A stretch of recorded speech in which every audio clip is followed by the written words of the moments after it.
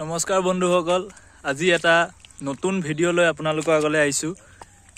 কৃষি কৰ্মত কেনেকৈ সহজভাৱে ধান সিঁচিব পাৰি তাৰে এটা সঁজুলি লৈ আপোনালোকৰ আগলৈ আহিছোঁ।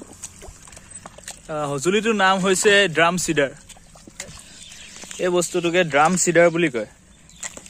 এইটো কেনেকৈ ব্যৱহাৰ কৰিব লাগে, কিয় ব্যৱহাৰ কৰিব লাগে, আমাৰ খুৰাই আপোনালোকক ক'ব।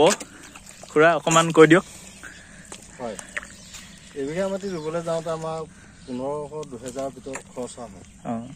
তাৰ বাবে আকৌ কঠীয়াটো পেলাব লাগিব, বোকা চোকা কৰি তোলাও এটা হেৰি আছে, খৰচ আছে।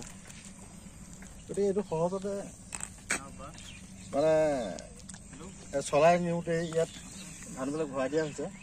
ফুটা আছে, এই ফুটাবোৰেদি মানে ধানটো পৰি যায় এটা ডিষ্টেঞ্চত, এটা একদম পাৰফেক্ট ডিষ্টেঞ্চত ধানবোৰ পৰি যাব আৰু লাইন হৈ যায়।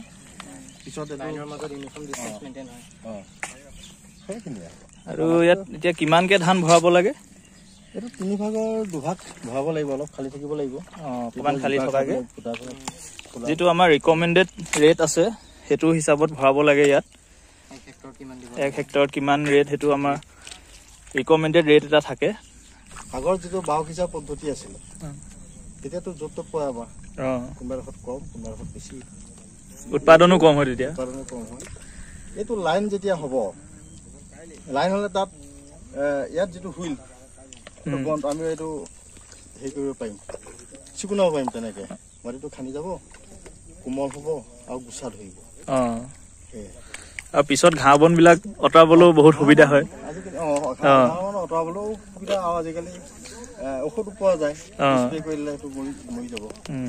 কিন্তু এইটো কৰি দিলে এতিয়া মেডিচিন নমৰাকৈ, একো হাৰ্বিচাইড নমৰাকৈ এইটো জোখত, ইয়াৰ জোখটো দেখিছে নহয়, ইয়াৰ পৰা ধানটো পৰিব, এইফালে ইয়াৰ পৰা ধান পৰিব। কিন্তু এই ভাগটোত, মাটিৰ এই ভাগটোত এনেকৈ খালী থাকি যায়, য'ত ঘাঁহ বনবোৰ গজে, কিন্তু অঁতৰাবলৈ বহুত সুবিধা হয়। এয়া চাওক কেনেকৈ ধানবোৰ পিছফালৰ পৰা পৰি পৰি গৈছে।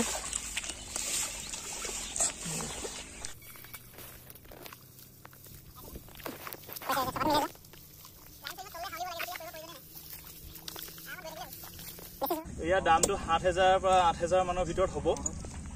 আপোনালোকেও ল'ব পাৰে, আপোনালোকৰ কাম বহুত সহজ হৈ যাব।